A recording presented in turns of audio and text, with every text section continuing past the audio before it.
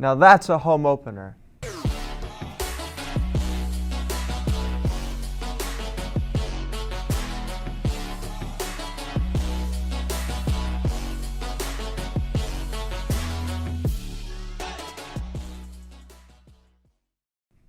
Hey Hawks fans, welcome to episode 4 of the Hawks Postflight Report. I'm Will Jackson, joined as always by Hawks head coach Josh Lovelady, who's coming off a 52-36 win versus the Cedar Grove Saints this past Friday.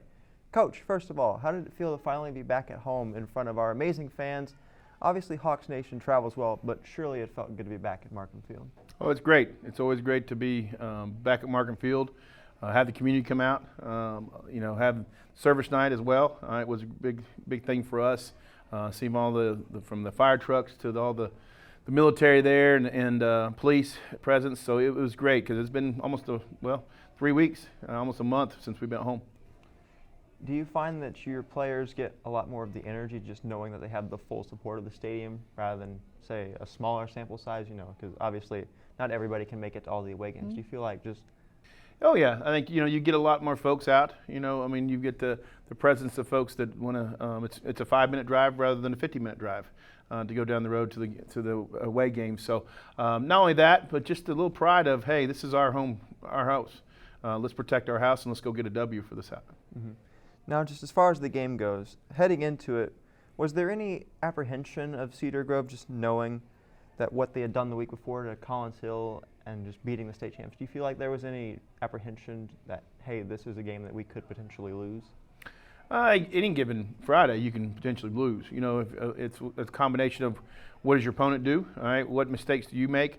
What does the game plan develop as it goes along? Heck, you can put weather in there. We had the Archer game, which was a monsoon, it seemed like it during the game, that can change things in a heartbeat. But, we saw what they did against Collins Hill, but we also don't really compare apples to oranges. We just look at the opponent and say, okay, what is it that we need to do to get better this week for the next person to go 1-0? And our kids stepped up to it. I felt like, Cedar Grove obviously has several state championship rings on their fingers, and it's a good test for us. Now, we mentioned last time that the running game was starting to come along. We had nearly 300 yards rushing, a truly remarkable number. Do you feel like now is the time where you can truly say that Mill Creek is that run-first team that you're just going to try and pound the ball on the ground just constantly throughout the game? No, I think we strive for balance. But even more so than balance is we look at, say, okay, what is the defense going to give us? Or what is it, the matchups, all right? Or what is the look, all right? And if it's one of those things, our offense is predicated of, hey, if they're giving us more coverage and covering our receivers, then hand off the football. If they're over here playing, or even matchups, where we feel like we've got a guy that has a better 1v1 kind of mentality. So Friday was a situation where they tried to take away our passing game. So we ended up getting more opportunities to run the ball, and we took advantage of it. Our offensive line played really well, along with our tight ends that came in there and our fullbacks. And then Cam Robinson had an electric night, as well as Kevin Mitchell came in and got some key carries as well and a touchdown. Now, in regards to shutting down the passing game, do you feel like overall your guys did a fantastic job of shutting down Colson, the Cedar Grove quarterback? Because we saw throughout the night that he was kind of that dual threat guy who could just take off in a moment's notice. Do you feel like your guys did a good job limiting him? I think we did a great job pressuring him. All right, I think he's an outstanding quarterback. And the receivers, he threw some great balls. I think you had an opportunity of some great contested balls on our end that just ended up going in their favor, where it may be. But I also think there's also room for growth for our secondary. We're continuing to get better. And what's, I guess, the double-edged sword is this: we're going against great competition week in and week out, especially at the receiver position. And we'll have another opportunity against Parkview again with great receivers.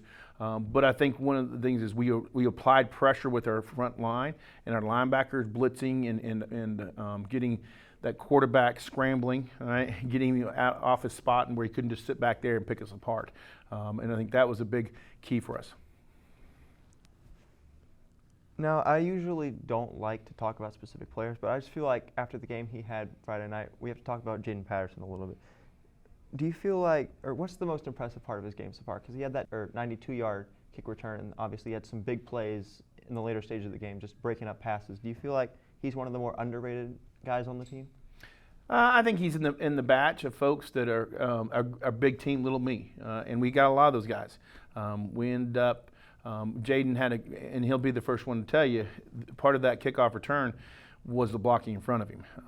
He had 10 other guys being unselfish and really doing a great job creating a lane for him, and he took advantage of the opportunity. So it was on the defensive side, again, great opportunities as far as in pass breakups. He had a few big key ones in there. But he's also got some growth as far as what I mean by this is learning the position. He's new to the position as far as he's been probably only playing about last year and a half at the level that we want to. Now, like I said, obviously, we're very impressed with what we've seen from him so far this season. He had a lot of breakups, that big kick return like we were talking about. So overall, everybody's very impressed with Jaden, and we like to see the improvement from him throughout the season.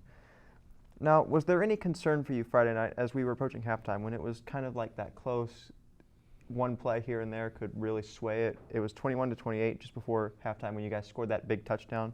Do you feel like there was a bit of surprise there, just how close it was, or do you feel like it was kind of how you expected it to go to that point? I don't know if I expected it to be the way it turned out. I did expect it to be a close game. They're a good team. We saw on film that they have, several kids that are very electric, very physical, very fast, recovery speed, all those things that you go like, you push play and go like, wow, all right, that's nice. I didn't think it would go that way in a sense as far as them being, us getting a kickoff return, us also getting a punt block for a score. That was a big momentum swing. But there's also other opportunities they took advantage of with blocking our punt, right, and having opportunities there. So as far as the ebb and flow of the game and involving all offense, defense, and special teams, I didn't see that. But again, I knew it was going to be a very talented team coming into Markham Field, and we had to defend it. Do you feel like there was any sort of concern? I mean, obviously they're a 3A school. Do you feel like that's just a label and like it doesn't matter any given Friday, in this case, anybody can come in and just put up a good competition? Or do you feel like these guys are truly worthy of competing with like the 7A guys? Oh yeah, definitely, 100%. You can look at their schedules in the last 4 or 5 years. They'll go play anybody at any time, which I highly respect and value that type of competition. And so yeah, and that's how they make long runs. They played tough competition early to prepare them for their playoffs. So they've been playing 7A for a long time. I knew it was going to be, you put their athletes on the field against any other team, including us, and compare apples to apples. They got just as many kids as we do as far as talent-wise. We mentioned that the rushing game has really been a big focus of the last few weeks, and you mentioned obviously that it's a lot of matchup-based stuff, especially in high school. We talked about that in previous episodes. Is there any concern with the passing game? Not concerned at all. I think you've got a great opportunity with an offense that is dual dimensions. And it's built in to say, okay, what are you going to do? This is our counter for it. And this is our plan for it, and whether it's going into the game or whether it's also during game. All right? Being able to, against Archer, it started down pouring rain. We knew we could sit there and just run the ball, be smart.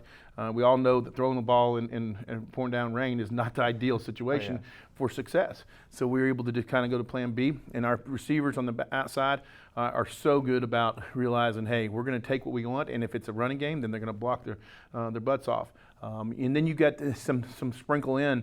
What I mean by that is like Caleb Downs is in our Wildcat package, all right? And we bring some of the defensive guys over there on the offensive side. So we can kind of go several different faces, if that makes sense, as far as our offense can morph into a tight end, all right, three back, only 2 receivers, to an empty set. And that's where, and that attributes to our kids, the intelligence they have, their knowing the scheme, and also their ability to execute in any given Friday.